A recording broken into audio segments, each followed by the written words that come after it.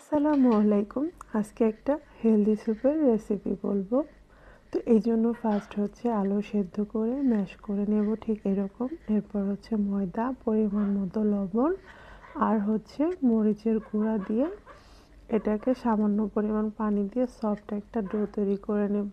আর হচ্ছে চিকেন সেদ্ধ করে এখানে আদা রসুন বাটা, লবণ আর চাট মশলা দিয়ে এটাকে মেখে নেব এরকম করে ছিঁড়ে।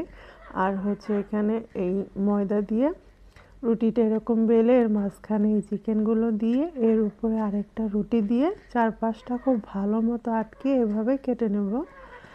আর এখানে পেঁয়াজ, মরিচ, লবণ, টমেটো, গাজর কুচি, পেঁয়াজের কলি, আদা রসুন বাটা, মরিচের গুঁড়া, ভাজা জিরার গুঁড়া দিয়ে মশলাটা খুব ভালো মতো কষিয়ে এখানে একটু পানি দিয়ে দেন হচ্ছে টমেটো সসটা দিয়ে এটা আবার একটু কষিয়ে পরিমাণ মতো পানি দিয়ে এই কেটে রাখা রুটিগুলো দিয়ে দেব। দেন হচ্ছে আদা কুচি আর হচ্ছে লেবুর খোসা কুচি দেব। আর এটাকে একটু গ্রেভি করার জন্য কর্নফ্লাওয়ার গুলিয়ে এর মধ্যে দিয়ে দেব। তো এটার ঝোলটা হচ্ছে যে পরিমাণ রাখবেন সেই পরিমাণ পানিটা দিতে হবে। তো আমার এটা রেডি হয়ে গেছে। নামানোর আগে হচ্ছে ধনেপাতা